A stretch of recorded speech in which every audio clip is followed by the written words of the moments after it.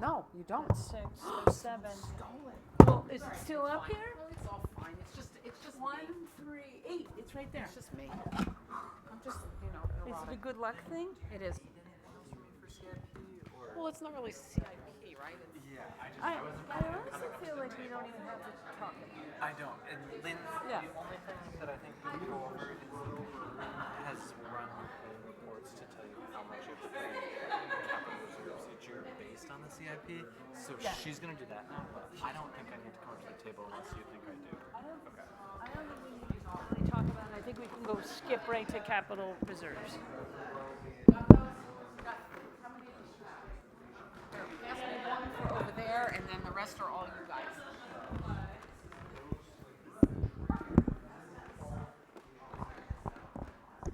Okay, it is 1:15. Restarting. Lots to get through before 2 o'clock.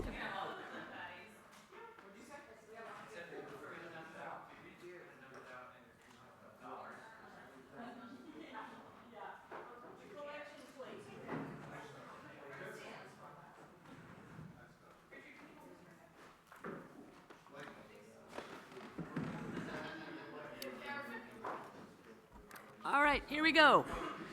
Yep. Next up is CIP and capital reserves. So I feel like we've talked CIP to death already in previous meetings that are all recorded. Unless anybody in the audience wants us to talk about it again. We had the public hearing on it last week, and it's all posted to the website. And what I understand, when we move to our capital reserve account conversation, you have already filled in all of our updated numbers from our CIP into our capital reserve spreadsheet, correct? Yes, I've narrowed them down. Okay. Is everybody okay with that? All right. So we'll move to capital reserve. And, and Lynn has been working on these. She's making recommendations to us for our deposits into the capital reserve accounts.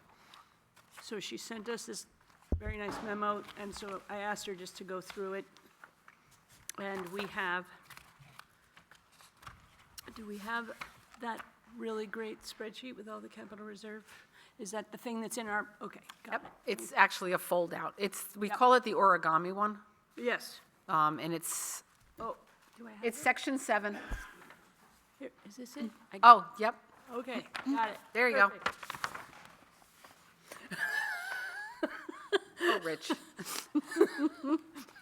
Giving Rich a lesson on how to do. So section 7 of your book Yep, yep, has a fold out piece to it. okay. Yep, we've got that here. We got it. I think he's. There you go. Okay. Okay, and I don't know if my memo made it into the budget stuff online, but we'll make sure that it's there. Basically, what I did was the capital reserve spreadsheet, which is a gigantic spreadsheet that we keep on all of our capital reserves. That is online for everybody. It provides an updated overview of projected capital improvement plan. Is that right? And smaller capital expenditures. So what ended up in the CIP, plus a couple of other smaller expenditures that should come out of capital reserves, but didn't warrant the level of into the CIP. So after reviewing the long-term needs of each fund and considering input from respective department heads, I developed some recommendations just as a starting point for you guys. Obviously, it's your decision and you to move stuff around, but I thought it would be easiest if you had some starting point to start moving things. The total proposed transfer into capital reserves is $1,159,000, with $1,009,000 for general operations and $150,000 for the sewer department. This is actually a $7,000 decrease from last year's number. And then basically the summary of that is for town buildings, I'm recommending $300,000 over the course for 2027, and then drop down to 200,000 over the next few years, and then drop again to 100,000, depending on needs that arise. Obviously, the numbers further out, 2031, 2032, may change significantly if something comes up. All right, let's pause there for a minute. Sure. Rich, do you see how this spreadsheet sort of works? The numbers without parentheses are the amounts that we're suggesting be deposited into each account. The numbers in parentheses are things that the department heads have planned that are coming out. What? Oh, sorry. What? And then on the bottom of that, each column and each bucket, you're going to see the balance that's left in the accounts after. So I'm looking right here in 27. Lynn, you're saying to put 300,000, but that leaves a deficit in that. Yeah, and I don't know why that is, because of it almost wasn't. 50,000. Okay, so it's a spreadsheet. You're going to check the math. I will, because that should not have been a deficit there. Okay. So it may be a formulary thing, but I will double check that. Sorry, and there was a free to send lot of me numbers this. floating in front of me. Feel free to send me this spreadsheet too. So Okay. the parentheticals, for example, the first one, $50,000, that is money we're planning on spending next year. Correct. Correct, and that is for the fire station driveway paving. If you look to the left, that column there will tell you what it's for. Now I need a ruler, right? I know, right? Okay. And all of these negatives are from CIP, Yes. except for a few items at the bottom from like recreation that didn't, like I said, they didn't warrant a CIP conversation, but they will come out of this. I'm sorry, my voice keeps cracking. I've been talking a lot lately, and that's the first thing to go. You know, I can just say, if I'm looking at the ending balance that we're projecting of roughly $269,000 for fiscal year '26, And we're adding 300. and we're adding 300, we would come up shy. Yeah. Right. 200. So I have to I'm not sure why that was the case. Maybe I added, oh, you know why it is? I can tell you right now. It's the chief's fault. Chief Cobb. No, it's not her fault, but I added those keypads and camera systems at the very end and didn't recheck my number. See, that's what Oh, the happens. 70,000? Yeah. So we'll have to add another 50,000 to it. So, But that's where the shortfall came. I apologize for that. so so you're not going to add the keypads and this to the budget. You're going to take money out of this account to cover those things.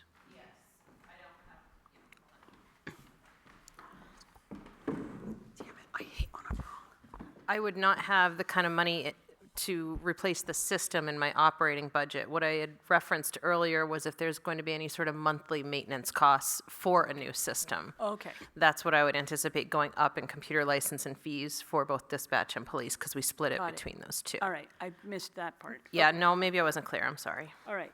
Okay, so we're going to need an extra $50,000. 350 into 209. town building maintenance. But that would leave us effectively with nothing in that fund. That is correct. If that's It would. 50 would be minimum, and it would leave us nothing at the end of that fiscal year. If we spent all of what we are looking to spend. And if the In light of project the- is only, And this is, Report that came out this year with all of the items that have been being deferred, it might be worth us to consider increasing that amount to $500,000 that we put in there. I mean, Right. This is a discussion, and we'll go through the rest of them, because there might be something else in here that we say we don't need to put in this year. But my suggestion for this one might be $500,000. fair enough. I agree. I concur. You don't have to change it right now, because we're gonna buy Janet too, Right. but that's It's just making just you a know, discussion. Yeah, I mean, to BB's point, you know, it would make me very uncomfortable, you know, not, because, I mean, all these expenditures look like they are going to happen. And, Right. You know, assuming that they're relatively accurate in terms of the amounts. Right. And as you can see, things pop up last minute, the Yep. keypads and cameras. And Correct, I'd rather Yeah. have the money there. Yep. Okay. Next. Okay, computer maintenance and replacement. You guys have approved previously a lot of money coming out of that for computers, and there's something, Chief Cobb for some also computers. So that's why I left the column of 26 still in there. I don't usually leave that column, but I wanted you to see what's previously been approved. There's no plans to spend from that this year, but over the course of the next few years, we will have other computers that age out of the system. So I just want to start building that back up. And when was the last time we put money into that account? All right, Oh, quite some time ago. We stopped funding it at least 2 or 3 years ago. We were putting a consistent amount in because Mike Williams knew we were coming up on all of this. But we stopped about, I think, 3 years ago. okay. Okay. Next is the master plan update. That just stays consistent and nothing in it. Nothing in, nothing out. The Municipal Regional Transportation Fund. Sorry, Lynn, the master plan update, Yep. what would be the expense there? I'm not following. We have to do a master plan every 10 years. And so, yeah, go ahead, Adam. It's to hire the consultant to write the master plan. So the last time around, I was the consultant. I worked for Upper Valley Lake Sunapee. And so it was about $35,000, I think. And in 2021, for that update, I think you started funding it 2 years before the actual plan started. When are we due again? 2031. 2031. Should put that on my list. So maybe next year we could start throwing some money in there. Right. Okay. Okay. Okay. The Municipal Regional Transportation Improvement Fund, that is monies that you pay. Every car that you register, you get a $5 charge, and about once a quarter, I send it on to the trustees. They add it to that account. We previously used it, I think, for gravel roads. Or paving. We split it between one of the capital reserve accounts and took some of it out of here. It's been bandied about. There's a lot of things that we, as me, Sam, and Adam have said, oh, that could probably come from here. That could probably come from there. So it's not an account we can add to, but we can take from it. Nothing specific yet, but I know it's been thought about for a few things. So right now, the balance is 118. About how much do we put into it each year with those 5? I put about $9,000 to $10,000 a quarter. Okay. So it's a significant amount. People like buying cars, as Will, who just walked in, can attest in New London. Yep. Um, Alrighty.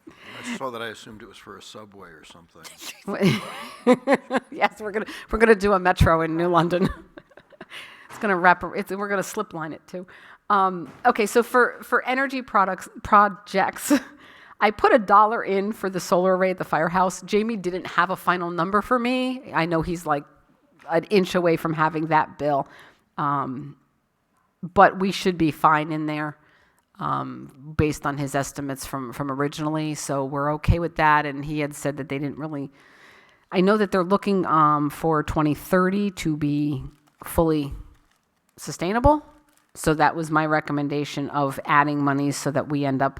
We're still not going to hit that mark of $750,000, but at least we start adding. And he had said that goalpost might have to move a little bit. All right. I would suggest that we talk to Jamie about this too, because I feel like there are other options for those that he's been talking about that lead us to might not having to purchase those things. Right. He had said we may not purchase the solar array that's out there now, and he did have other options. Okay. What else is there? I'm just trying to go in order here. Records management system. We put that capital reserve in place a few years ago to start with the digitizing of the town records. And what I'd like to do, there's only a negative on that right now. Will and I have discussed that we'd really like to have a shredding company come in. There's a lot that's in the town clerk's office, a lot that is downstairs from finance that has aged out. We don't have to keep it at this point. So we'd like to start on that. And then we'd also like to start talking to somebody about digitizing now and going forward, so we're not digging our hole bigger. We can at least start that and then work on getting, I think the reason that the project hasn't been done is because it's just this huge, daunting project. Okay. But if we start going forward, it won't be as bad. Got it. Can I ask a question about that? Yeah. Is that project the project that took the Sid Crook room out of commission for 6 months? Because we had folks in there that were working on the digitization? Is that the same? No, that was mapping. Okay, thank you. Sure. I don't know why I remember that. I wasn't even here. Okay, so the next item is the employee leave buyout. This is an account that we opened last year because as employees leave, we pay out their leave time. They're leaving at a rapid pace. They're all retiring. So we ended up funding it with $10,000 last year. That's going to go right out the window this year. So I'd like to fund it a little higher next year, and I don't know who's going to retire, but they seem to all be getting there. Okay. And this was the number that used to be in the regular budget, Operating, yep. and we decided last year to do it this way instead. Yeah, the hope was that we could build up this account so that every time someone retired, it would still be there but they're retiring too fast, and I'm a little jealous, but that's me. Next is the fire vehicle fund, and I was just talking with Chief Lyon on this, and so, I'm sorry, cemetery maintenance? oh, did I skip that? I'm sorry. Yeah, cemetery maintenance. We budgeted $15,000 to come out, but that was a maximum number. That's all the operating and stuff for 2026. I don't think we're going to hit that number. And then I have not opted to put anything into that. It was years that we didn't use it at all. Right. That's the There, one I was explaining about. Oh, right. So I don't think we need to to fund it. I think $150,000 is going to take care of most of what can happen at a cemetery. They're pretty easy tenants.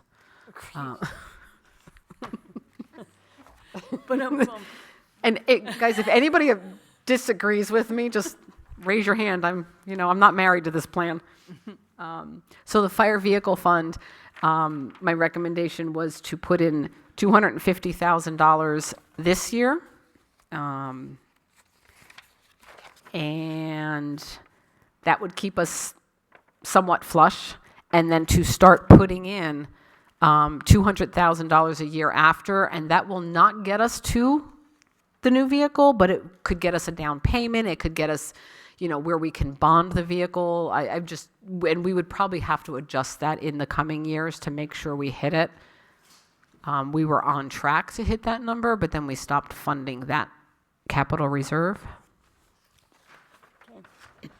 And I'm going to hold for 30 seconds because Janet just walked past the window, okay. if you don't mind, so she can Yep.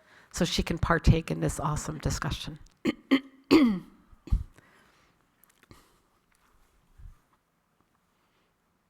Maybe. Right. Maybe that was a wrong decision. Do you have any questions? That's fine. Okay. Nope. So in 2027, we're looking at buying a fire inspector SUV. And then the other payment, the $132,303, is a lease payment we have on the newest truck that they have, and that ends in 2028. The lease payment. Yep. We have a lease They, for that? it's not really a lease. They call it a lease, but basically it's financing. We own the truck. We have the truck, but they call it a lease because of the Yeah, they call it a lease to own. lease to own. But it's per our auditors, it's not technically a lease. Interesting. Yeah. There she is. We saw you coming, no, we saw you coming in, so we paused. Oh, sorry. That's all right. We're going over the capital reserve things. all right. Okay, and then the next one is the fire breathing apparatus. Replacement is planned for 2026, and after which that account balance will be nearly depleted.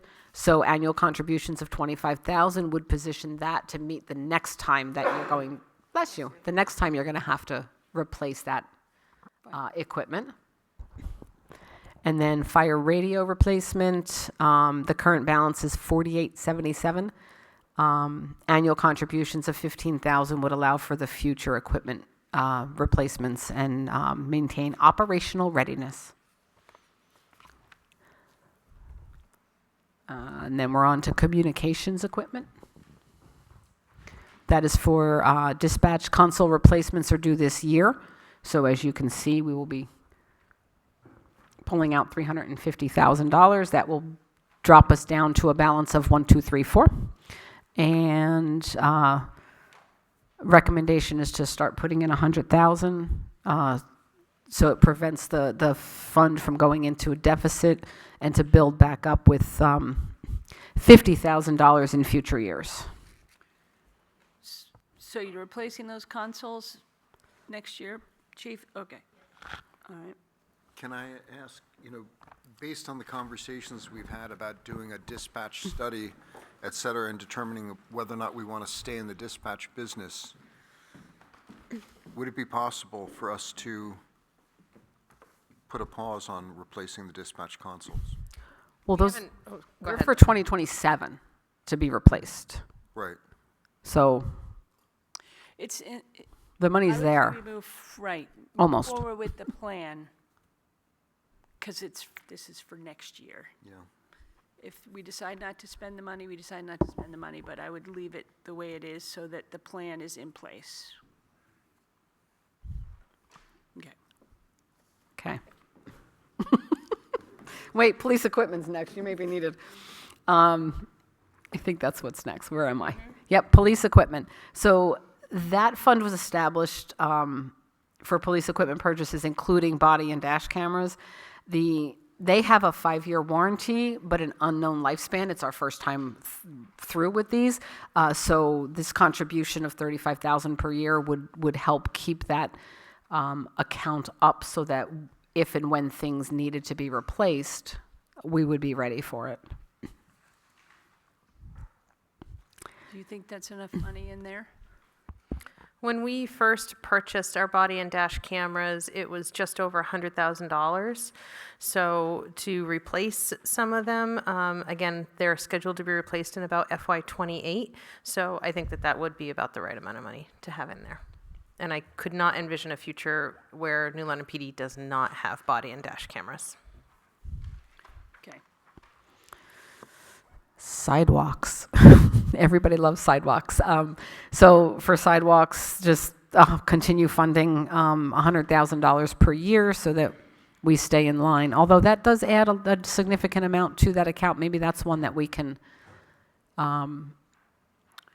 take a little bit of funds from for other accounts. Because that 100,000 keeps it very flush over the next few Yeah, let's years. talk about it. It's Yeah, how much is, I guess I don't know how much is in there right now. 376 with, you're taking out 60 this year. You've got planned to take 200 out next year. So you'd essentially, by the end of next year's project, draw it down to 0. So then your following year, If you don't put anything in. yeah, if you don't do anything else. So I would say to keep it funded would be the best choice. But, and then when the sidewalk project is done, Mm-hmm. which you have here is up to 2031, Correct? Yep. although you think you might be able to finish it sooner. Yep, and we're coming in consistently under budget. Granted, the unknown for next year is the fact that we don't know what curb's actually going to cost to have installed, because this first phase didn't require curb. Yep. So my question is, once you're finished with the project, do you still need money in here, do you think? Or will there be maintenance that will be in your regular budget, or do you anticipate adding more sidewalks someplace? Like, what are your thoughts for sidewalks? I think if it was up to the residents, there'd be sidewalks everywhere. So there's the potential for that. But I think if going how we are now, I think you would see after 2031, probably 2 more years of capital, which might be just kind of like an overlay and restoration of all the existing sidewalks. So we get them all up to like a good standard. And then I think it would still be a substantial increase, but we would just handle all sidewalk maintenance in the budget and it would stop being capital. So I think around 2033, 2034, we could stop funding the capital unless, there's a desire to have sidewalks in more locations, which I think there is, but we just don't know where that kind of next targeted area is, so. Okay, any questions, Rich? Okay. All right, next, highway heavy equipment. sorry. Might as well stay right there. Just stay, just in case. Highway equipment was made very flush last year. We put in a $500,000, brought it up to 1.2, even with the expenditures we're planning in 2026. Sam put in for 75,000 this year, and then some additional larger expenses in 2028. But putting in $25,000 per year keeps this account in the green until like 2032. So in the next 2 years, you'll probably want to revisit the amount going in. Yeah, go right ahead. Something that I had talked to Lynn about, and it hasn't really gone too much further than this, is the backhoe came in about $60,000 under budget just through negotiation and competitive bidding, which is great. And so I had said to her, is there a potential that if I could get a good price on a skid steer, we could just purchase it since your agent's to expend, and you essentially get 2 pieces of equipment for the price you said you were going to pay for the one backhoe. The 250? Yeah, and so then that would essentially remove that 75 from the 2027 request. Oh. So I don't have those numbers yet. Those are one of the things I'm hoping to have finalized by the end of next week. I'm just waiting because I wanted to see. I've gotten a lot of salespeople reaching out saying that they're kind of having end of year sales where they have leftover model years, which we could get like 10 to 15% off of. So if that turns out to be true, that may be an option We for don't you. have to put anything in. You wouldn't have to put that 75 in for, and then we could also have that piece of equipment before winter of this year, because as you guys have heard, the sidewalk equipment that we have isn't exactly top tier quality, so. Okay. All right. Good, okay. Let's keep going. Okay. Gravel road paving. Where are we? Gravel road paving. Yep. I don't know. Leaving it alone. I didn't see anything coming out until 2030. So, nothing going in this year, but revisited in years to come. And that's definitely something you could use your sidewalk $5 per car fund. Oh, okay. Make To a do. difference, yep. Yeah. And, there's also the remaining dirt roads we have, there's been pushback from the public that they don't want those paved, so that's why you haven't seen that original plan that was brought out like 15 years ago continued. I put a pause on it last year just based on some of the resident feedback, but also I think with the Public Works project going forward, it's a lot of work for Public Works when we go to pave a dirt road because you essentially replace every culvert pipe and replace every catch basin and cut the road. It's a lot of work for us to prep a road. And I think given the sidewalk projects and the other projects we've taken on along with the project of the complex itself, I just don't think we'd have the ability to do that for a couple of years. So that's why I put it where it is in the schedule of 2030 or 2031. So just to buy us a little bit of time. All right. Why don't people want a dirt road paved? I think some of them think it's nicer looking. I think some of it's nostalgic.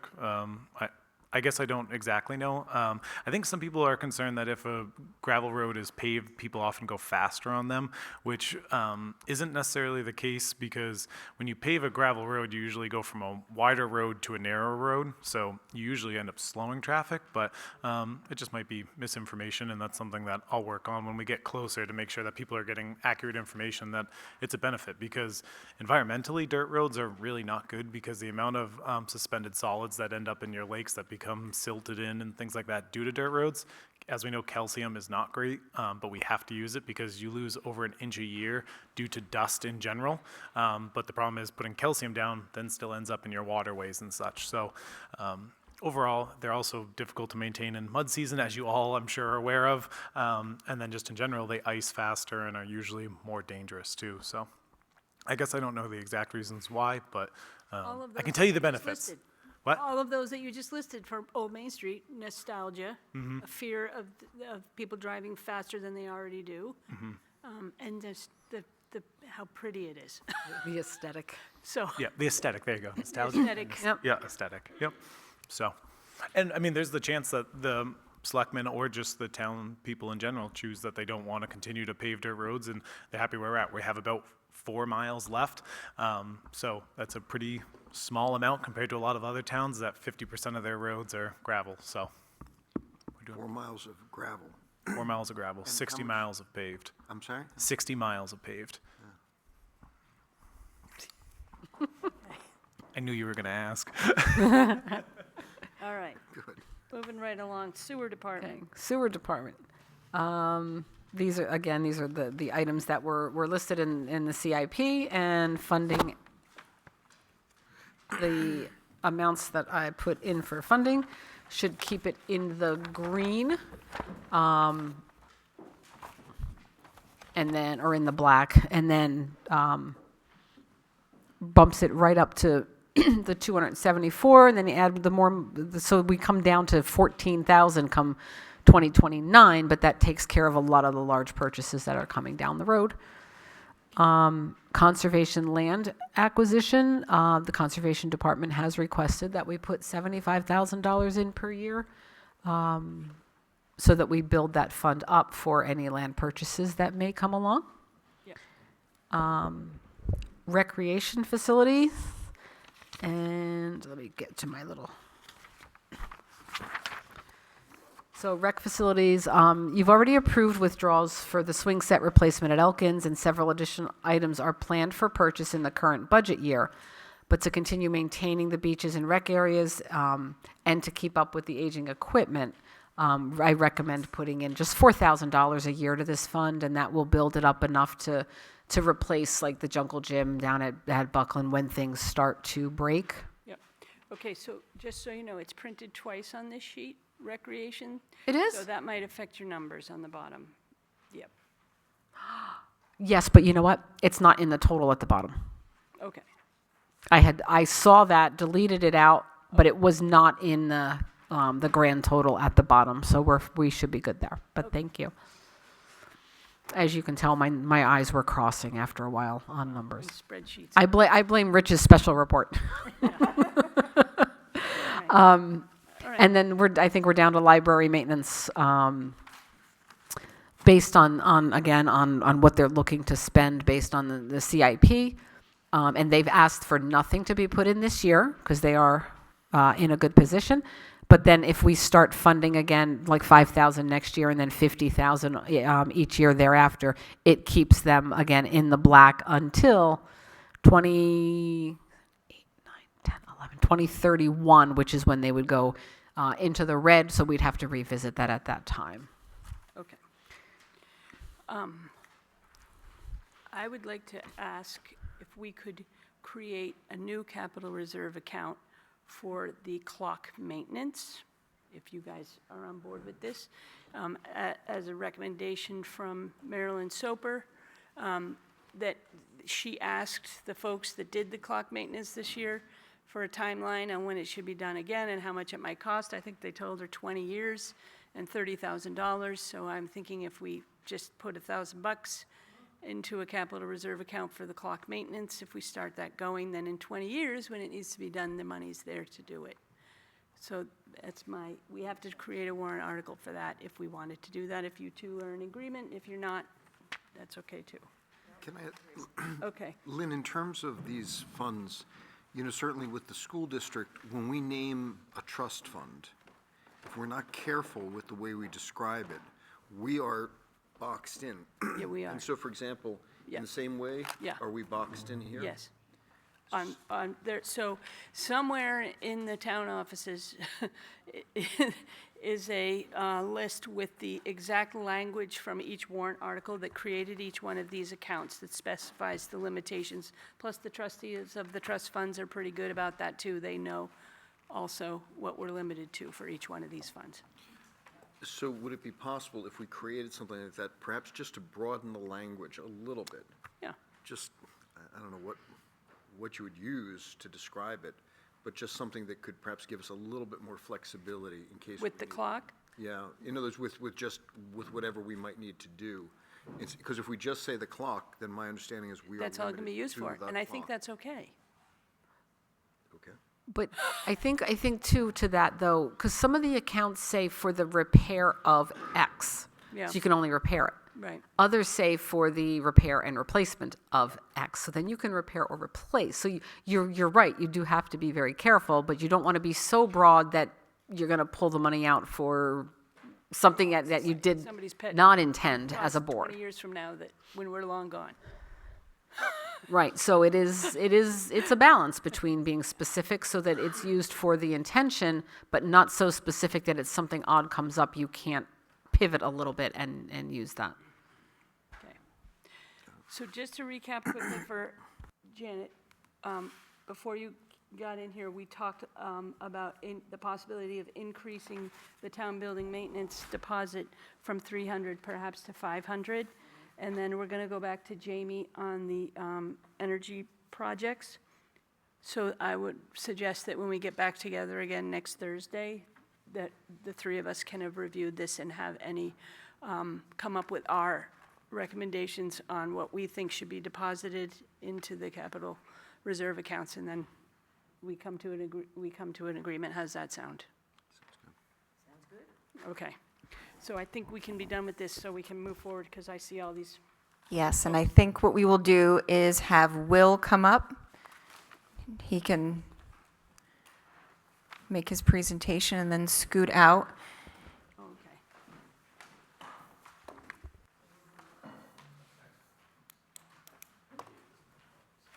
Okay, so Will's doing town clerk elections and tax collector, correct? Pages 1 through 2, 1 and 2 on this big thing. All right. Perfect. And then after, just a little slight change to the agenda, after Will, we will hold on the rest of administration and move on to our community members who are here, and we'll pick up administration at the end. Correct.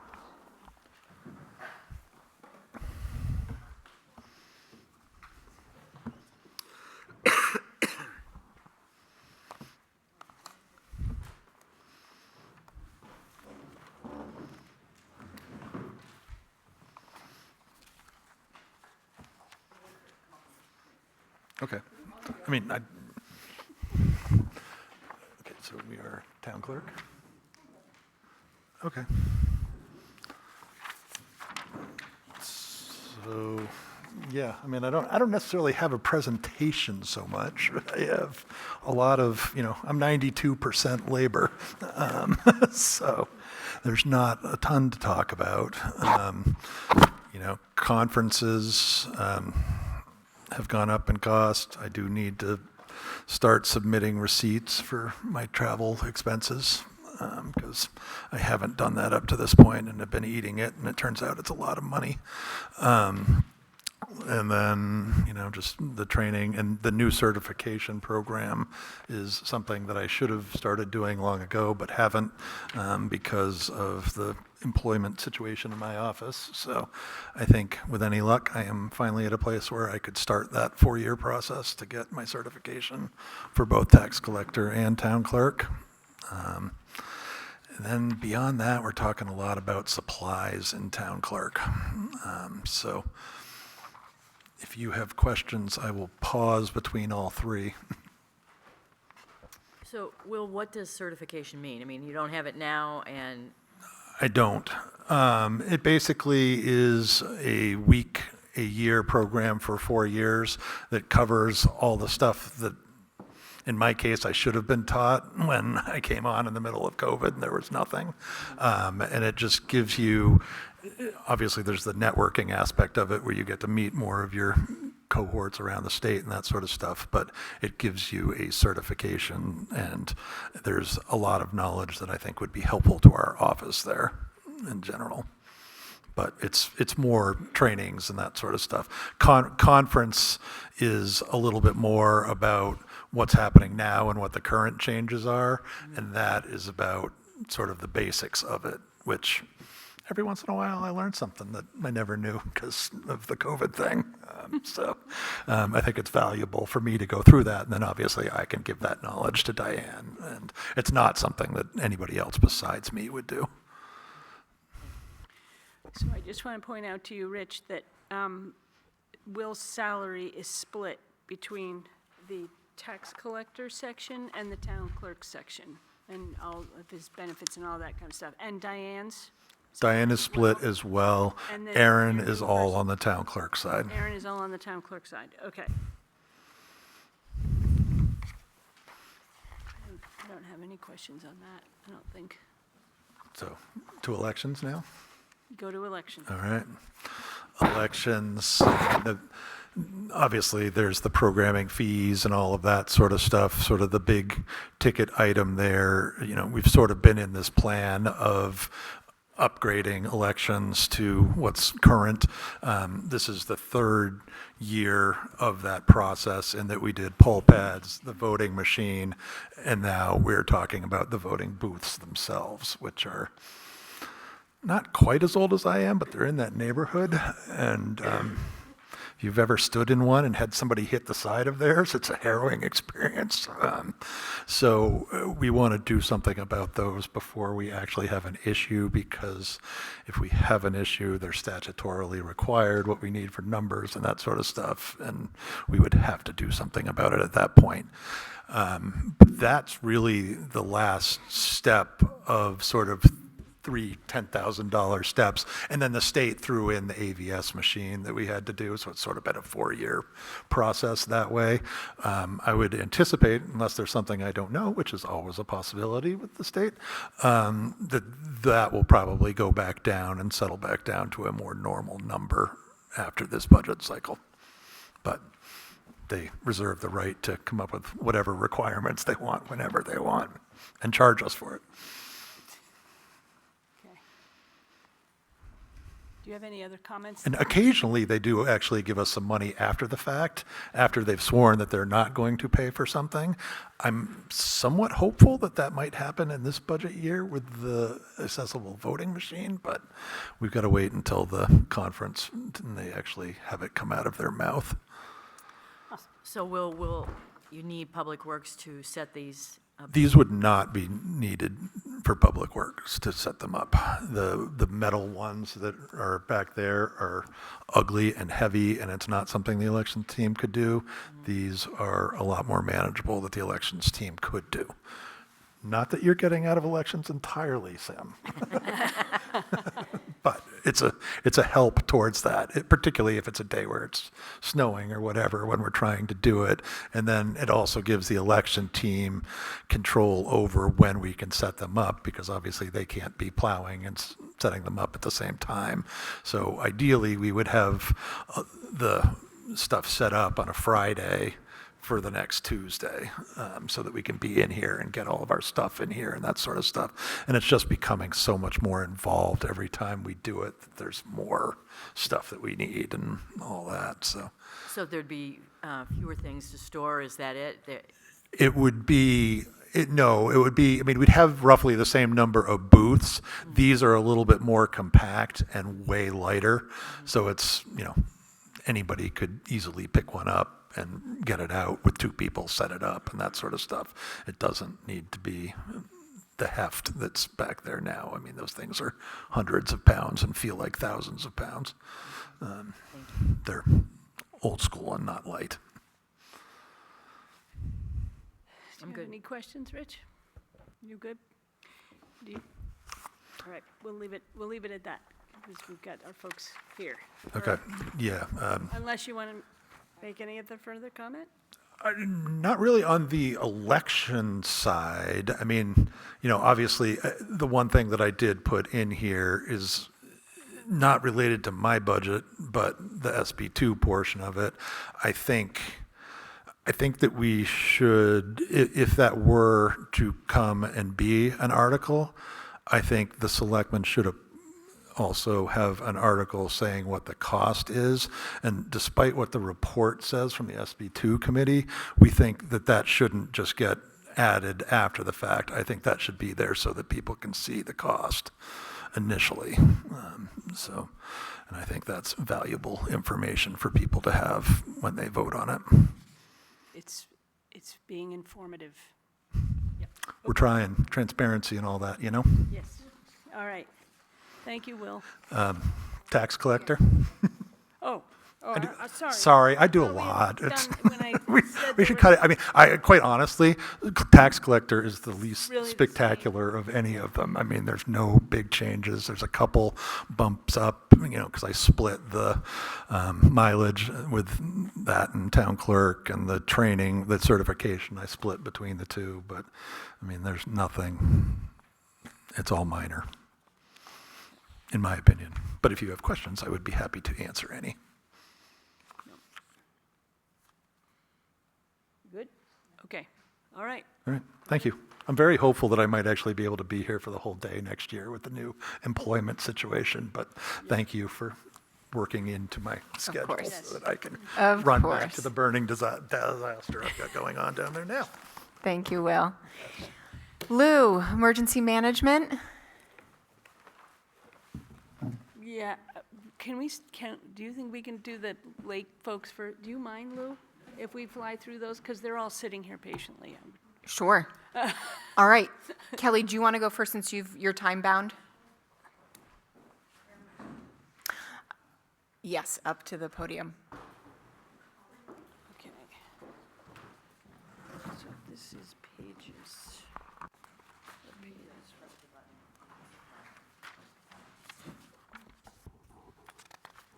Good afternoon. Oops. Ooh. I'm Kelly Keith. I'm the Executive Director at Kearsarge Area Council on Aging. This is Karen Lester. She's the Program Manager. COA has been in New London since 1992.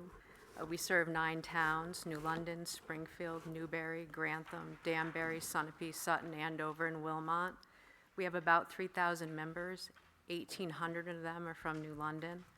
We have several programs: durable medical equipment lending, transportation, programming. We have about 32 programs that run in New London and the other towns, and we serve as a major resource center throughout New London and the other towns. Our funding comes from all 9 towns. We run 2 major appeals in the fall and the spring. I do grants all year long. We have business sponsors, we have bequests, and we have fundraising. We are asking for a 10% increase this year from all of the towns. That is because we see increased operational costs and increased demand for services. So I'm just going to give you a little overview of New London and what's going on with your numbers. Again, the majority of our members are from New London. Every year we see an increase of participation from New London members. We do not ask every year. We only ask when we really need to, which we do need to. Last year I was asked why we didn't ask last year, because we want to ask every town almost at the same time when we see those big surge in numbers.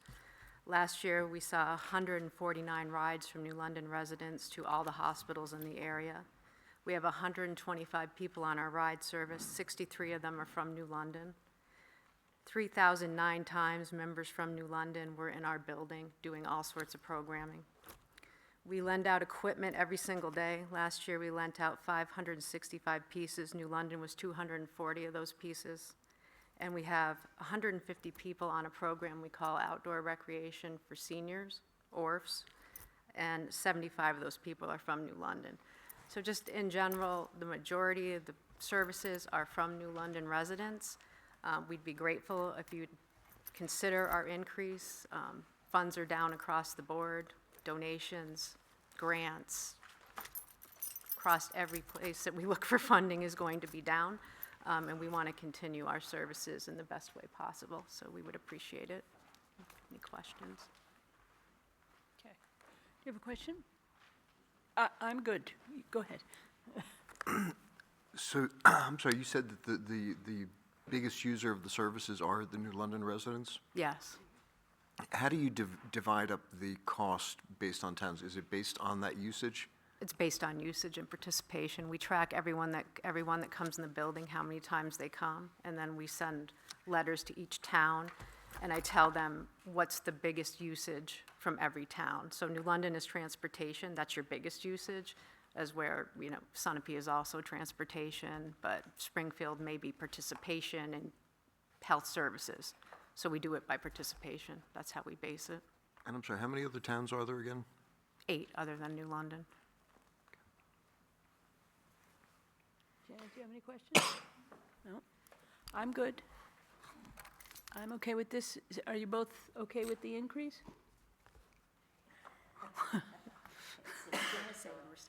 It is, but it's a wonderful service for our community. I guess, you haven't submitted us a budget, how it's broken down, or for the other towns and ourselves. I have not. Could you do that? I would like to see that. Sure, I think that would be helpful. sure. Okay, thank you.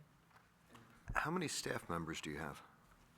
There's the 2 of us, and we have someone that works about 3 days a week answering the telephone. And you mentioned, I'm sorry, how many rides are given to New London residents?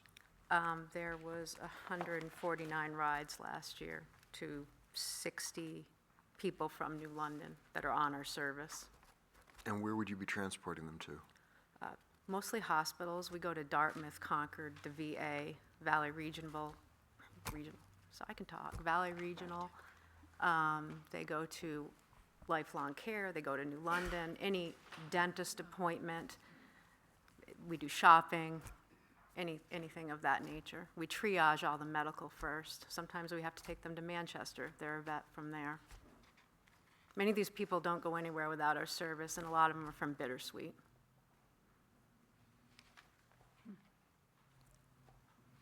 Okay. All right. I think we're good. You're welcome. Thank you both.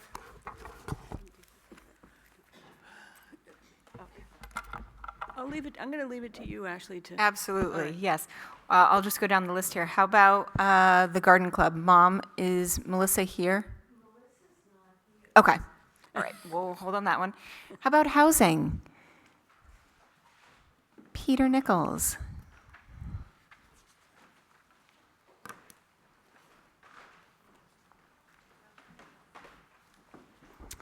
Good afternoon. Peter Nichols, Housing Commission. I'm the chairman this year. As you know, housing is a major challenge for the quality of life in our town. It's been put at a very high priority by the residents in town. I think you as the select board have also supported that. You're aware, because I've had an update with you recently about the HOP grant and the work that we're doing. The first 2 forums were very instructive and helped us to learn what the community felt was important by way of potential solutions that we might put forward to the planning board and to the select board for consideration in March of 2026. The request for $11,000 and change is based on a $10,000 request for funds to continue work that the Housing Commission will be doing after the HOP grant runs out. And we have about $6,000 left in the HOP grant. We intend to expend all of that for either leading up to or just after this 3rd public forum, which we're holding on October 21st. So we will fully and rightfully use every nickel of that, I think, very effectively and efficiently. So what happens after that? We, as the commission, working with our consultants, have developed a list of potential solutions and ideas, 4 of which we will be putting forward for consideration by the forum attendees. And we have others that we have in the wings to consider for after March of 2026. So you haven't seen the last of the Housing Commission after March of 2026.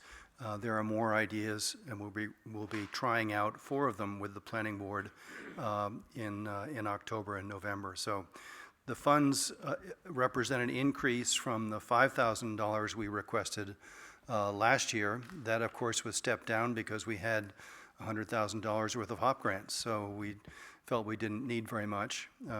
We did use all $5,000 of that to, first of all, stretch the HOP grant funds a bit, all in the same mission. but on things that the Housing Finance Authority might not include in the HOP grant as by way of expenditures. And some of those are, I don't know, advertising or production of brochures or flyers or really accessory expenses. So we are going from a base amount of $5,000 last year to $10,000 this year. Plus there is an additional, I believe, $1,500 for recording administrative expenses for our meetings. So that's how it's constructed. Did I get that right, Len? Okay. Any questions? Who does the recording for the Housing Commission? That's right, okay. Do you have any questions? Peter, thank you for all you all have done. It's been an enormous amount of work. What do you hope will be the ultimate goal of having spent all this money? Well, we're in difficult political times and also financial times in our political problem in our federal government, but in our town we also have a financial squeeze. You're fully aware of that. We also have the legislature, which is seizing some of our local control and telling us what kind of zoning changes we're going to need. So by way of an answer to your question, in March, things are going to be a little bit murky because we're dealing with what we're told we have to do, plus some ideas that we think are going to be effective. So my greatest hope is that the public forum on October 21st, the attendees will say, you know, these are really good ideas. We want to hear more of those being proposed to the planning board with more details. If, for example, setbacks, if we're changing the setbacks of a zone or creating a new type of housing, how would that work and where could it go? So my hope is that the residents would start to see the long-term issue of housing and not just the immediate problem. Can we handle it? Are we going to be distracted or forced to worry more about water in the precinct than the bigger issue of housing? I'd like the community to be thinking longer term and broader and looking at these ideas with real deep consideration and hopefully get them passed. I'm hopeful. We've put a lot of work into it and we've had, I think, best-in-class consultants working with us, and so that's my greatest aspiration. Does that answer your question? Yes, thank you. Okay. I think we're all set then. Thank you. Thank you, Peter. Doug, do you want to come up for PLPA? I'm just going in order of RSVPs here. Thank you. Oh, that's a good idea. Okay. I believe you all have the letter you had submitted earlier, so I'll go through that in detail. First, we'd like to thank the town for past support over the years for the Lake Coast program. As you probably know from our submission, we have 4 Lake Coasts. We've been very fortunate that we've had the same people return now for 3 years in a row, and we seem to be a very dedicated crew.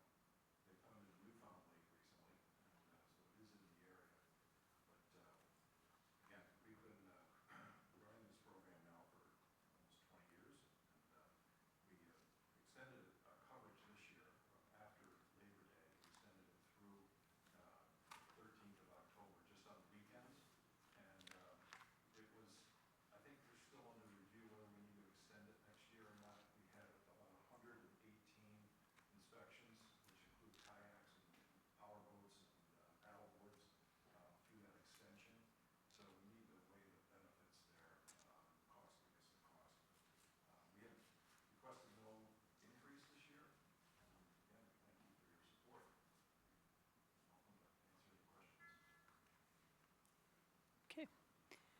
Any questions? Okay. Thank you, Doug. Thanks, Doug.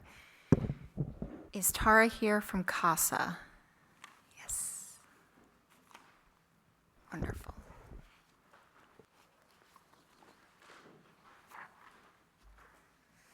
Good afternoon. Thank you for having me here. My name's Tara. I'm the Development Associate with Court Appointed Special Advocates of New Hampshire. We provide abused and neglected children throughout the state with a volunteer advocate to represent and speak on behalf of the children's best interest in court. We're only there for the child. Everybody else has their own role to play and their own people to report to. We're only there to make sure that the kiddos get heard. New London has been generously supporting CASA for several years, and I greatly appreciate that. We're back again to ask for the $2,000, keeping it unchanged this year, although we are in the midst of reevaluating the value of a volunteer, and so our request could change next year. Right now, the value of a volunteer is about $2,500. That's per volunteer per year is what it would cost to have a paid guardian ad litem do the job that we're doing. We have over 600 volunteers for the state. In total, we save the entire state about $3.5 million by having our volunteers on a case and not a paid guardian ad litem. Are there any questions at that point? Oh, any questions? No? No, just thank you very much for all that you do. Thank you. I don't know if you need them. I know I sent in the request, but I have some packets of information Okay. too Great. about other ways that we support the children too. So I'll leave those over here. Thank you. Thank you.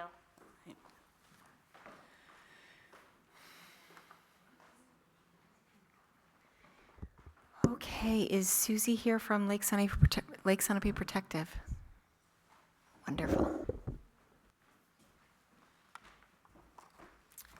Hello, everybody. I'm Susie Burbridge, Conservation Program Manager at Lake Sunapee Protective Association. Thank you all for having me here today. And similar to what Doug said from Pleasant Lake, we are requesting funds again to support our invasive species prevention program. On Lake Sunapee, we hire anywhere from 11 to 14 lake hosts in a season, and they're all paid to cover all 5 ramps on Lake Sunapee. And as you know, the importance of this program, we did find lake hosts found curly leaf pondweed, which is an invasive species, on the trailer of a departing boat 2 years ago. And without that save, we might not have found it otherwise so quickly to eradicate it. So the funding is really critical for these programs, and we're not asking for an increase this year, the same amount as last year, and we really appreciate your support.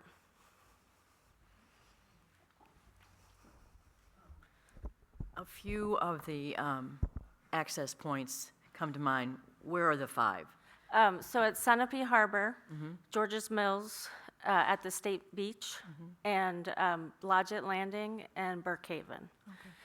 The 3 busiest ramps are Sunapee Harbor, George's Mills, and the State Beach. So those are staffed 7 days a week.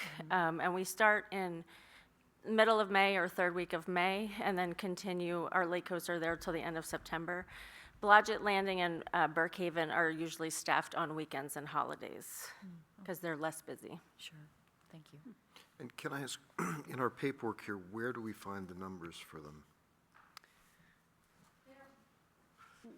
They are listed together under milfoil, so it's one lump number, and it is under, Page 18. It's under conservation. Right. And that's just for the lake and ponds. yep, And in section 6 of your binder, you'll see the individual letters from each one of the lake associations asking us. So I think PLPA, Messer Pond, Little Lake Sunapee each get $7,000, and LSPA gets $8,000. Do I have that right? And then there's Otter Pond as well. And Otter Pond gets 7? Oh, there's no Otter Otter Pond Pond. does Oh, not not ask us Otter for Pond. money. Okay, Otter Okay. Pond does not. Yeah, Messer? 'cause they're mostly in George's Mills. I don't Yeah, know. 25.9. Messer Pond, Little Lake, Sunapee, Pleasant Lake, and then Big Lake. Sunapee. Yeah, yes, that's it.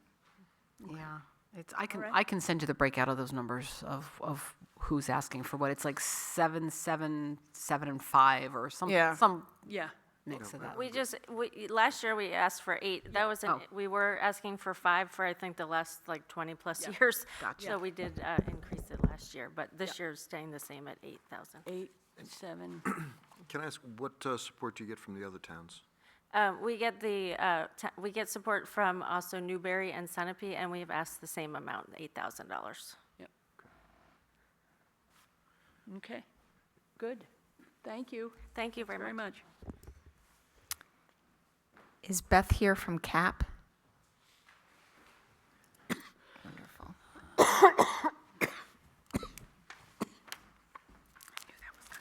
Hello, my name is Beth Hayward. I'm from Community Action Program of Belknap and Merrimack Counties. First, we just want to say thank you to the town of New London. You guys have supported us for years and years and years, and the support from all of the towns really help us and be able to have full-time open resource centers year-round to support all of the residents in our 2 counties. So last year in New London, we assisted 131 New London residents, 32 London households. They received 4,619 meals, and we provided $108,743.73 worth of services. And this is our second year where we are giving the towns all of the services that their residents received. In the past, we've really focused on fuel, electric, weatherization, and housing, but we thought it would just be important for each town to sort of see the breakdown of all of our services. We are asking again for $6,000, no increase from last year, and I can answer any questions you guys might have. Bibi, do you know what page we'll find them on? I was just. Under I health see services. I see VNA, Casas, COA, New London Hospital. I don't see this CAP. Okay, well, Sorry, page? Oh, hold on, 16. Oh, here it is, CAP. Sorry. Yep, it's under health and welfare. That was page 13, you said? 16. 16. 16, jumping all over you. $6,000. So, okay, perfect. I guess it's surprising to me that it's Belknap County, not Merrimack and Sullivan County. Is there any particular reason why? Because 60 years ago, the state decided to set it up. This is just sort of how it happened. It used to be Rockingham County was its separate one, and then about 10 years ago, they went under Hillsborough. Stratford County has their own community action. Tri-County is the top 3, and then Sullivan and Cheshire have their own. So I don't actually know why it was set up that way, but it's been that way forever. Can you tell me what towns are in Belknap? Oh goodness, you're gonna, Or what's a close abutting town to? to New London? Yeah. We do Henniker, we do Warner, we do, oh gosh, Wilmont, we do, you guys are our furthest, like, this way. And then we come all the way down 89, basically, till you get to Concord.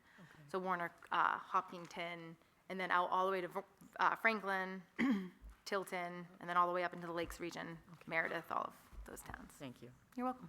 So every town in this whole list is doing the same thing, giving you same amount of money? Not the same amount of money. It's dependent on services. Sometimes we increase certain towns if we see a really big increase. Okay. So yeah, it's dependent on the services. But yeah, all 38 towns and cities support us in our 2 counties. Gotcha. And I'm sorry, how much did you say the value was of the services? $183,743.73. And so where else do you get funding from?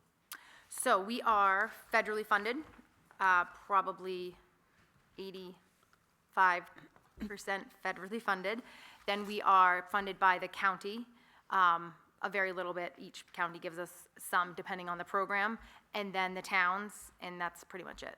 We have very, very little private donation, although we are trying to amp that up right now. Yeah, I would. Yeah, we're trying. How much do you get from the county, from Merrimack County? So it's based on program. So they give money to our elder services program, but fuel assistance doesn't get any from them. We get $25,000 in cold weather shelter funds, and that is exactly what it sounds like. So if it's a really freezing night and we needed to put someone in a hotel because they're, medically frail, we can use those funds to do that for 2 nights, or for the one night that it's gonna be a certain, degree. And that money can also be used to give Uber gift cards to get people to shelter, that kind of thing. So we get 25 from Merrimack County. I believe our elder services get 25. And I don't know that there's anything else. So it's a very small amount, and Belknap is also very small.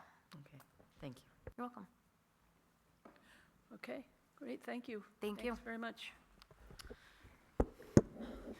Bob, do you want to come up for conservation? Bob and Ace. Okay. What page is that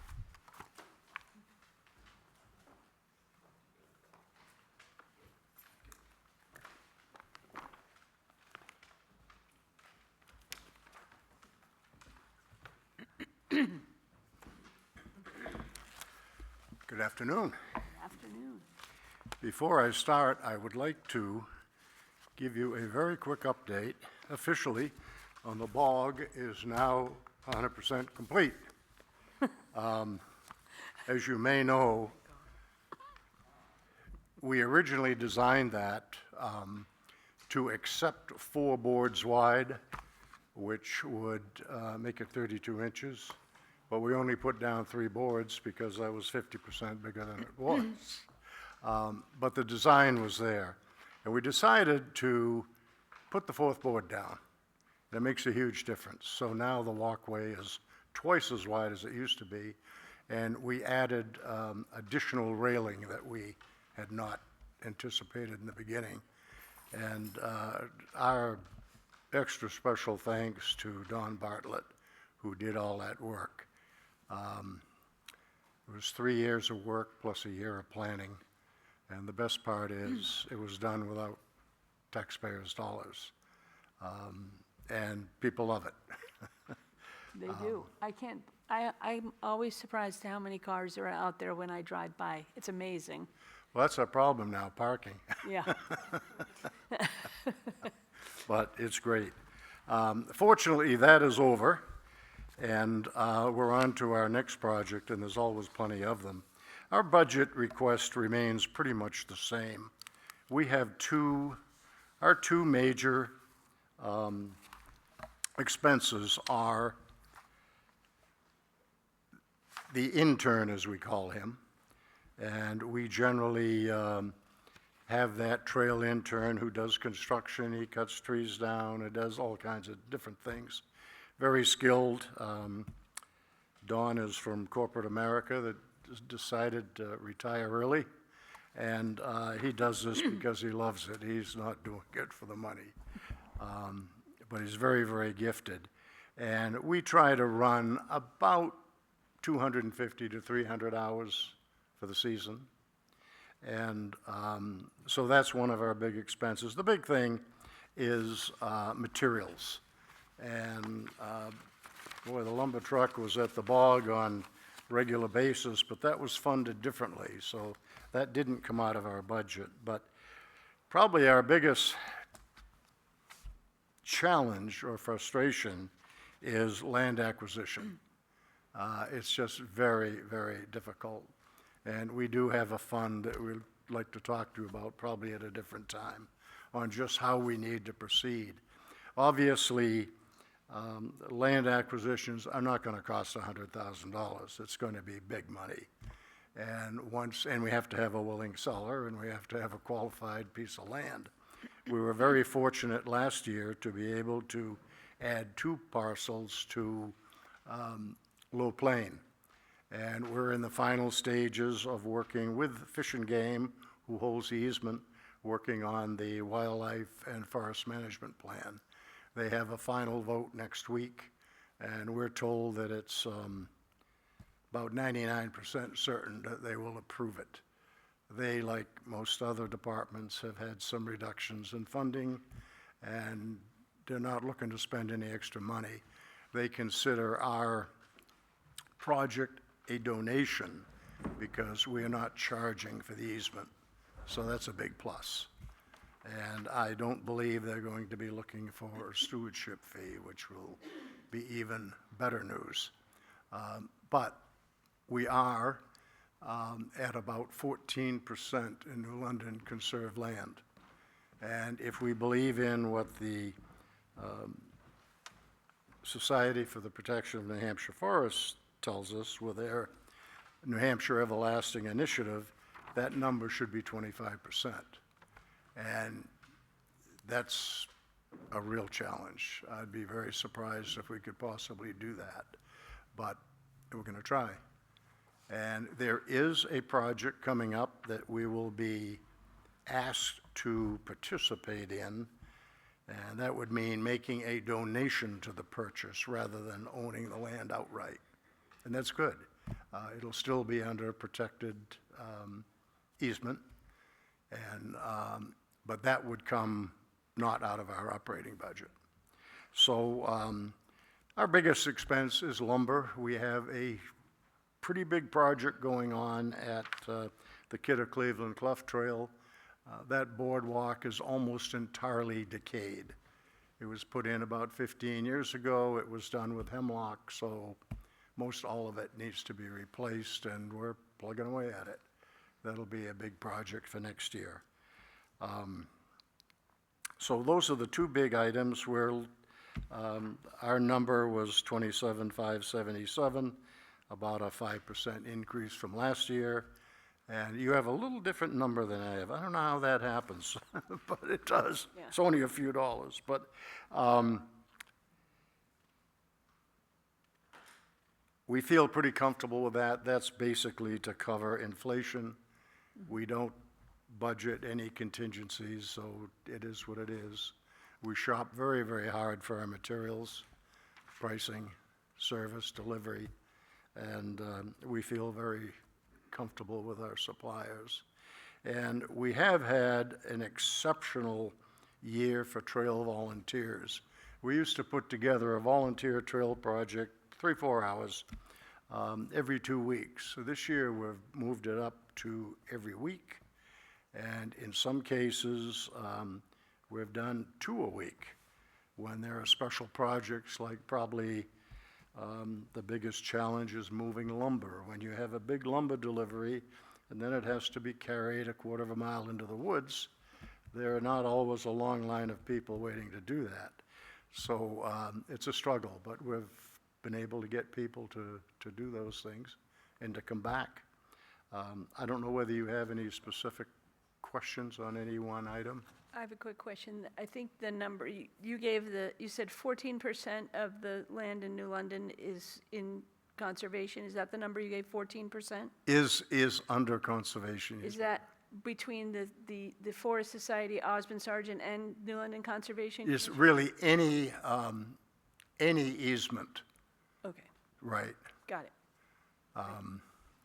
You know, and the problem is we don't have a Guile Forest or a Right. Sunapee State Park or something like that that really helps. You know, we're doing it the hard way, so. Does that take into account the area that's covered by the lakes in town? Like, is that area taken out of the? That's a subject that comes up every once in a while. Why don't we count lakes as conserved land? Yeah. Well, because it's not land. You know? But we've gone through this with various folks in the Budget Committee that I don't know of anybody. It makes a big difference in the number, but Yeah. but you know, it belongs to the state, so there's not much we can do about it. Okay. Janet, you have a question?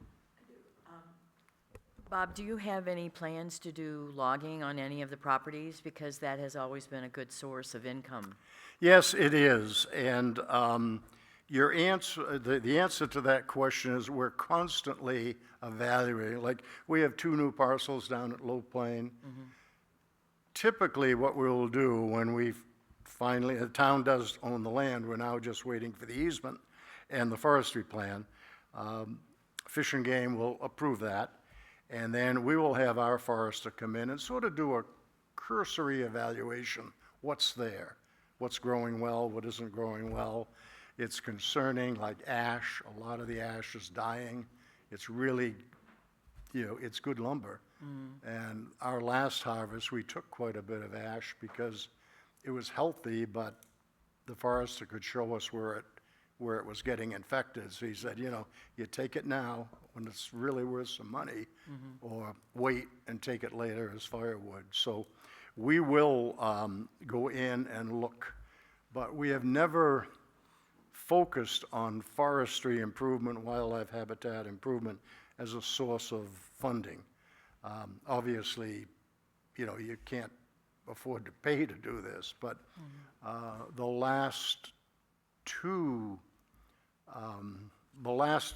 Low Plain project was, the net was $17,500. I mean, it's quite a bit. Right. But we will look at it, but we're very careful, leave big buffers and really look at the wildlife side of it as well. But I think there's potential down there. Great, good, thank you. Any questions? Okay, all right, thank you, Bob. Okay, thank you. Appreciate it. Is there anybody here from Messer Pond? Okay. How about Little Lake Sunapee? Wonderful. Nancy.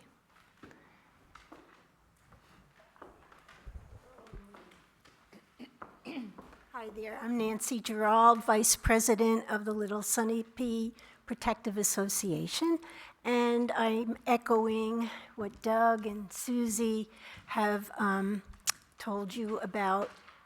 Thanking you, first of all, for your generous support of our Lake Coast program, and we're not increasing anything this year. We've had, we have 12 volunteers and 5 paid lake hosts, and they go from, I think, late April until just a week or two ago. So we do have great coverage there, and we'd just like to continue doing that so that we can protect our lake, because lots of issues are starting to pop up, and we're not quite sure what the future has in store for us, but we do value your contribution. It helps. How's your watershed management project going? Oh, gosh, yeah. That is like the jewel of Little Lake Sunapee. Over the past year, we've had several projects at Buckland Beach, the 2 sides of the Colby Hill Association. That area has been planted this year, and the Wallula Beach, and now they're finishing. Have you seen the Kidder Brook? Oh my gosh. I'll be down there tomorrow. Yeah. I mean, it is absolutely amazing. It looks really good. I mean, it doesn't look like some little old project. It's fantastic. So we've posted a bunch of pictures on Facebook, so please look at our Facebook page if you want to check that out. But yeah, we have to thank Lake Sunapee. They've been such a support for us and have worked with us regularly in any issues we may encounter or just projects. And there are more coming, but I'm not quite sure what they are. But what we had planned is just about done now. We just have to maintain it, and that's tough. And Putnam, at Buckland Beach, I think, did the guards water those plants this year in the rain gardens and the buffer zones?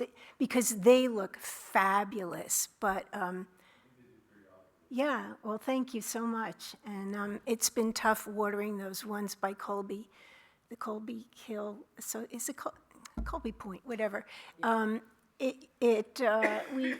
Somebody has a truck, the Thomases have a truck that you can hook a hose to with a motor, but the Geralds don't, so we'd have to go with 6 buckets and go up and down the lake and try to water everything. So that's been a chore in this drought, but yeah, those projects are really helpful, but that's not Lake Coast. Yeah. So, Well, thank you. okay, thank you very much. All right. Okay. Jeremy from King Solomon Lodge.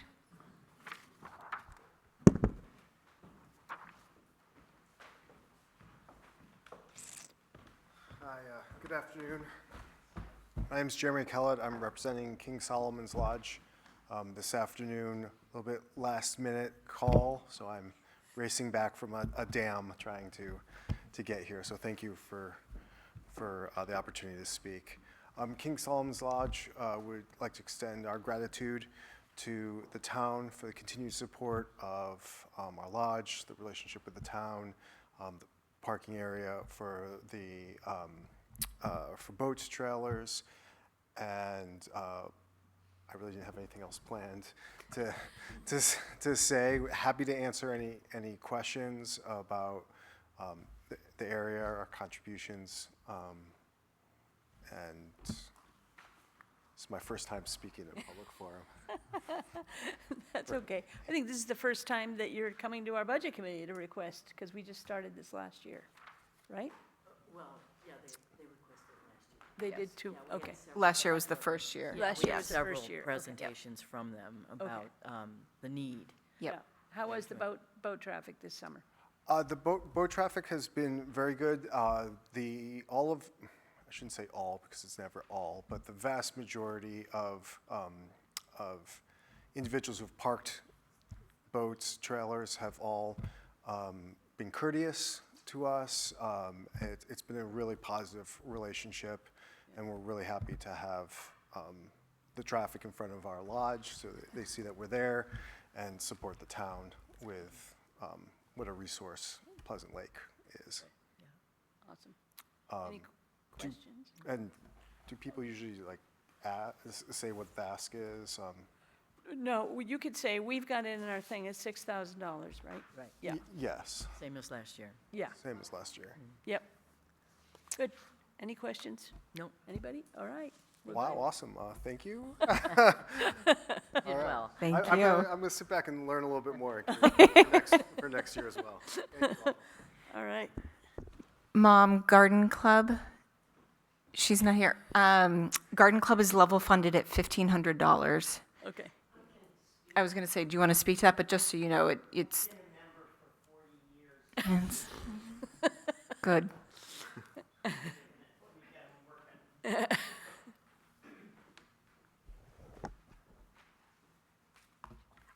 Hi, I'm Lori Lauritsen.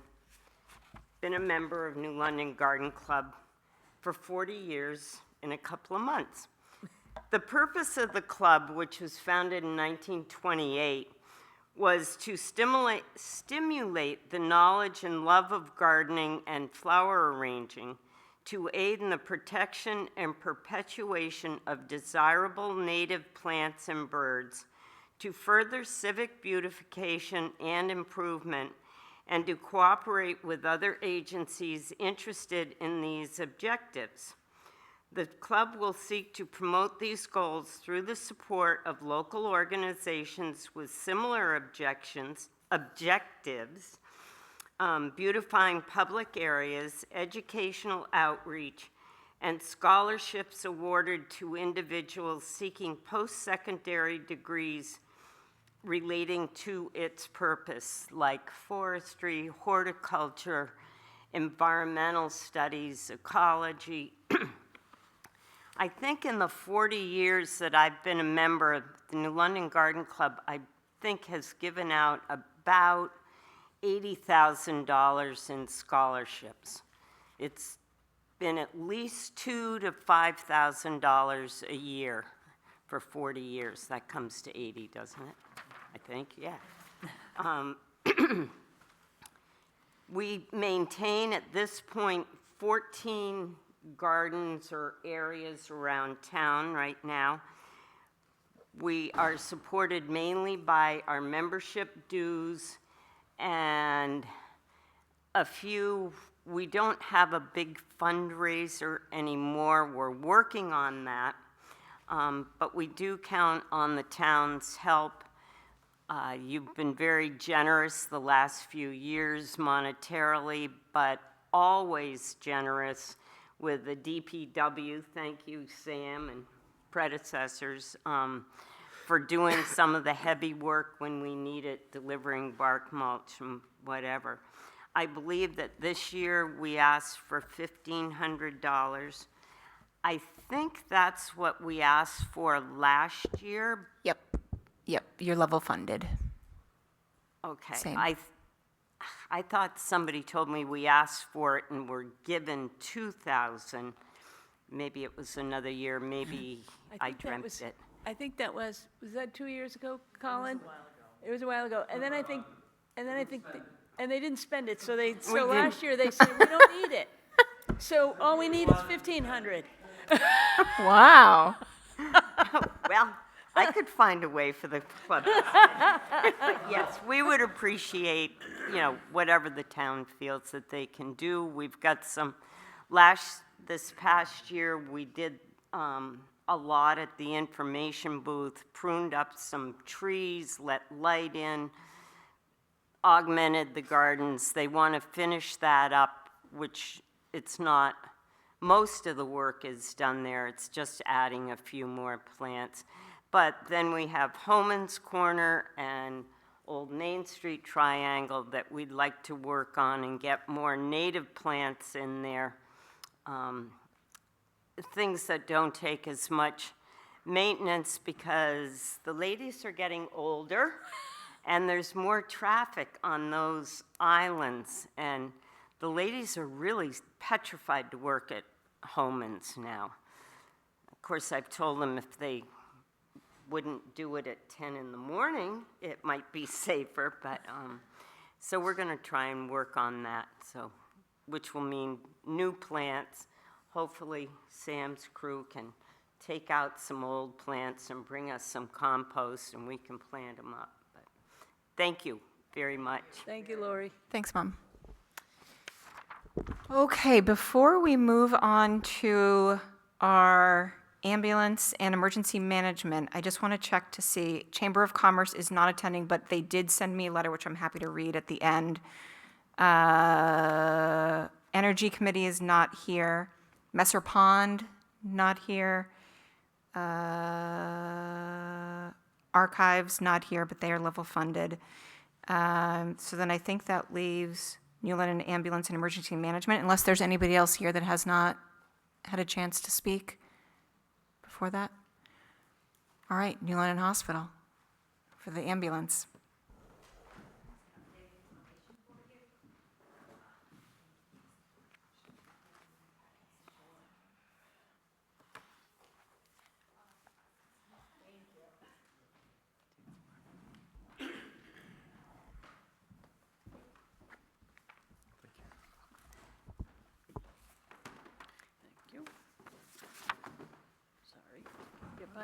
Sorry.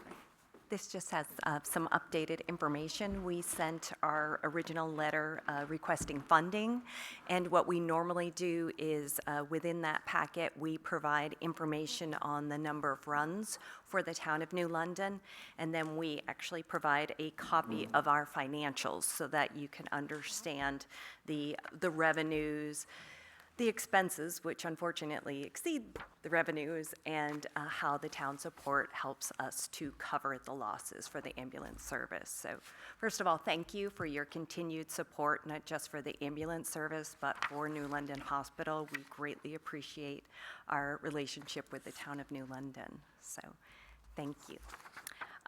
Our ambulance service is a bit of a unique service. I don't know if you're all familiar with it, but it's sort of a cooperative with 7 towns and the hospital. We are the only critical access hospital in the state of New Hampshire with its own ambulance. And so, ambulance service, I should say. And so this somewhat unique cooperative, if you will, allows us to provide services to communities that might not be otherwise able to do so themselves.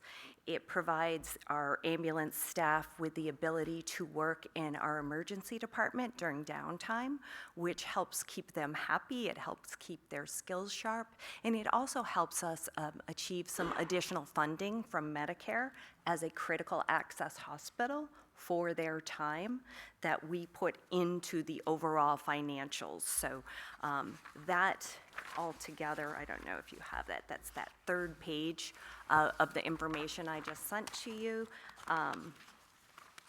It basically shows our revenues, our deductions from revenue and our net patient service revenue. So basically, we bill the insurance company, they give us a portion of what we bill. The net patient service revenue is essentially what we get. We then go down to our expenses. 79% of our expenses are salaries and benefits. It is a very heavy labor expense area or service, I would say. So for the year of 2025, we had an operating loss before town support of about 1.9, almost $2 million. We had $520,000 in town support collectively between the 7 towns that we provide service to. That left us with an operating loss of just shy of $1.5 million. We then add back in that ED standby time that we get for our staff in between calls to help in the ED. And that was a very significant number for us. That was $870,000 for last year. And we come to the bottom line of the hospital is still losing about $580,000 even after the collective support of the 7 towns. New London is our highest utilizer of services. That really hasn't changed, I think, in any of the time we've been here. On the second page, we provide some data on calls. You're relatively stable year over year. You had 699 calls in 2025. The year before you had 667, and then we can see that it was a little bit lower in prior years. We only get paid when we transport a patient, so the times that we'll go out, whether it's to assist your safety services with an ambulance, a fire call, anything like that, we would not get paid. And so that was about 27% of our overall calls, or said differently, 190 times of those 699. And then about 509 times we actually did a transport and received some reimbursement from, from payers. Overall payer mix, 66% is Medicare. We have about 10% that is Medicaid, about 19% commercial, and about 5% that is self-pay and others. Let me see, what else can I tell you? Our request has gone up 3% year over year. Our salary and benefit expense has actually increased 10%.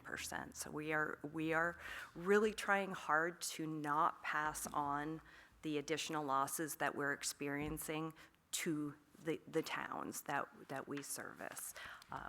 We're looking at all different kinds of ways that we can find opportunities for revenue and different ways that we can take care of the community.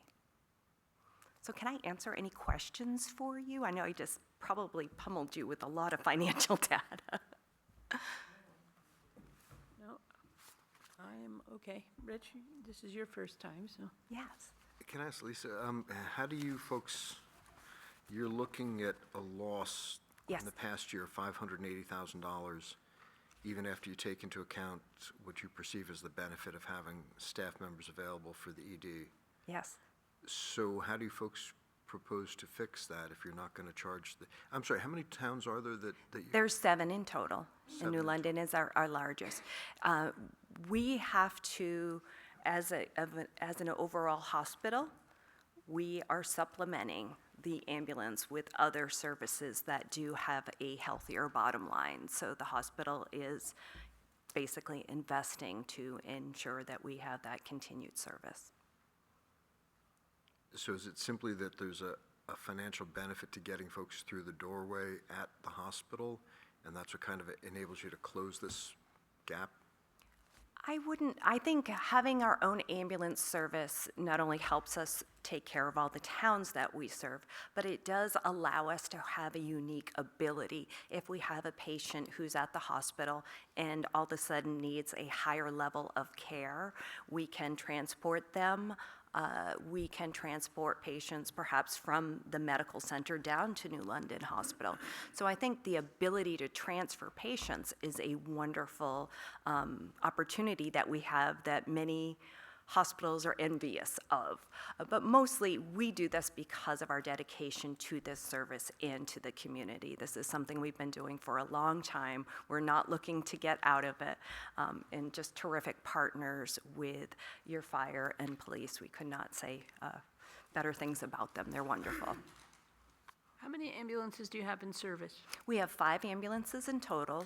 We run essentially 3 trucks at any point in time. 2 are 24/7, and then there's one that is a peak truck. And so that can run through sort of peak hours. It can do interfacility transfers, and it is also available to help on 911 calls if it is available during that time. So it takes us 5 trucks to be able to run 3 consistently. Got it. Are all 7 towns being asked the same 3%?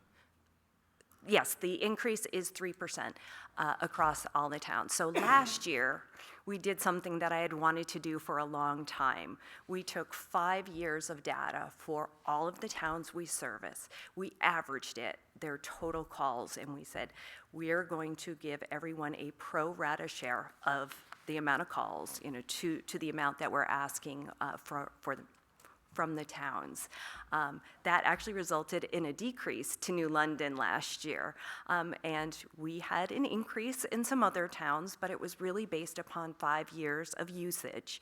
And so basically, that's our new data point. We use 5 years of data, and then every 3 years, we're going to refresh that 5 years so that we're constantly looking at the number of calls from towns to see what the appropriate funding level is. Because you may have a family that may have a lot of needs in 1 year or even perhaps 2, but if we average that over 5, it really gives a better idea of your average calls. And overall, the hospital, is it in the black or in the red these days? We are doing just fine. We have done quite well. Our relationship with Dartmouth has just tremendously helped New London Hospital. It's allowed us to bring services to the hospital that we could never provide on our own. It's allowed us to achieve lower costs for many of the materials we buy or the capital equipment we have to buy. So we had a positive bottom line for 2025. It is great. We're very grateful to have the hospital in town, so. Thank you. We are grateful for you as well. Even though I Thank you. did flunk blood pressure school at the hospital this week, but It probably need a little time off, just saying. Thank you. Thanks, Budget Lisa. season. All right. Lou, for emergency management. Sorry, Lou. Thank you for waiting. Come on up.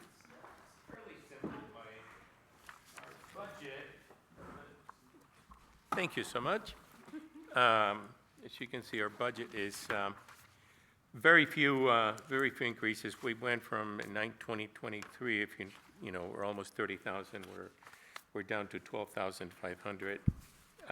But still, two of the main items are managed by other department. Number one is the equipment repair and maintenance, and that's primarily for the town generators. And that is managed through Public Works.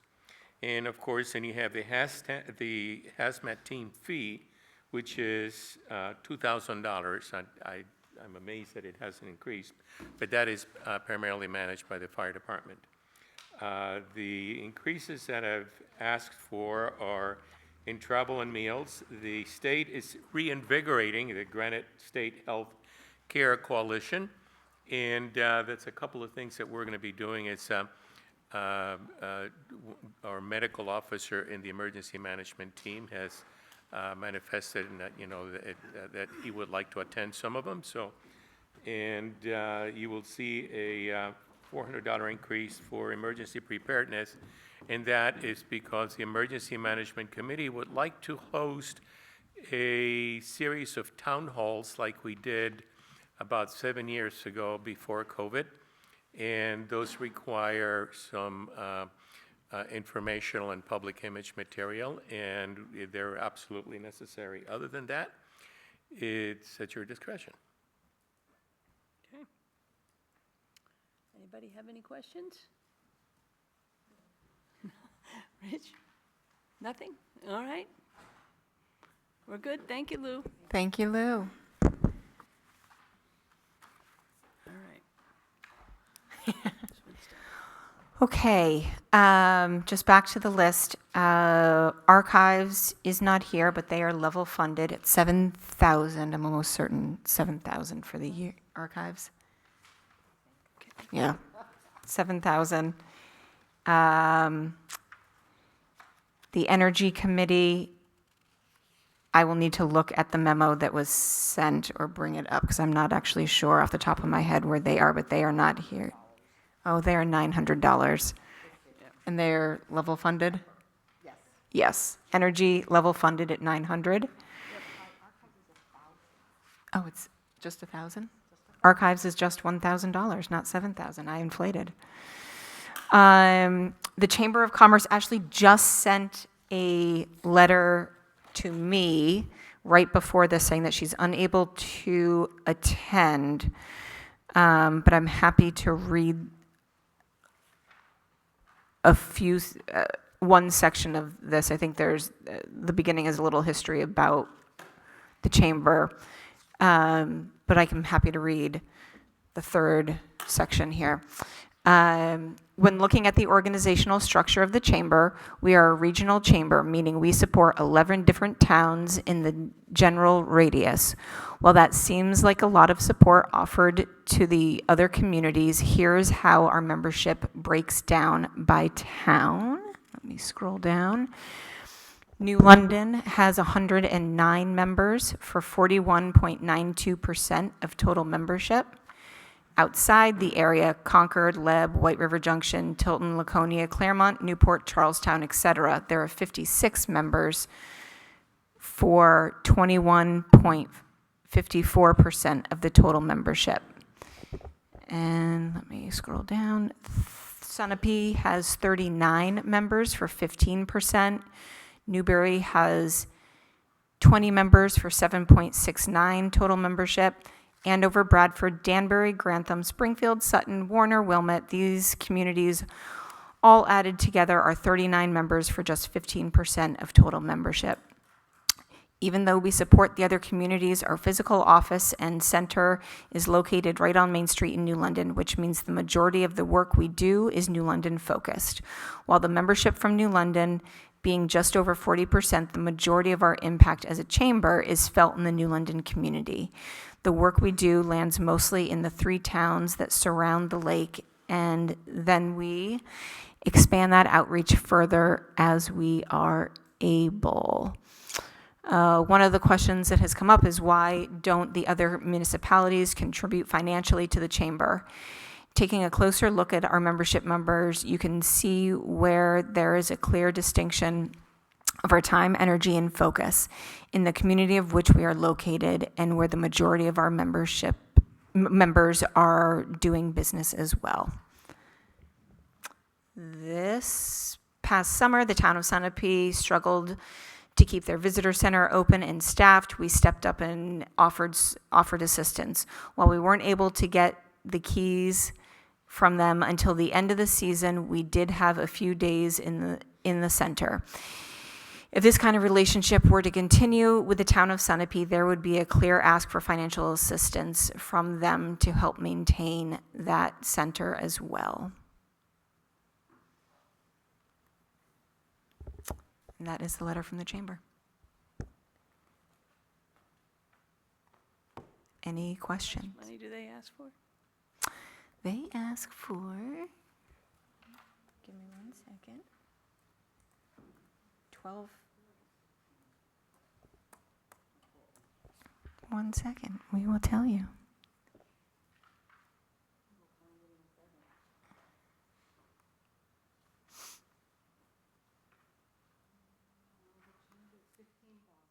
$15,000. Okay, let's move on, I guess. Okay. Oh, yes, absolutely. That'd be good. Yep, We can we'll want to get it into the binder as well. Okay. Okay, so I think, let me go back to the running list here. We have done public safety, public works, recreation, library, CIP, capital transfers. We have done several of the remaining sections, so we will hit executive, finance, assessing, legal, personal admin, welfare, patriotic purposes. I think that's it. And then I think that is it. Do you mind if I just run to the ladies' room very quickly? Yeah, quick Thanks. bio break. Lynn's going to talk about patriotic purposes. Oh, okay. Yeah. Oh, Yeah. and I can't talk. Yeah. All right, we'll take a 10-minute break.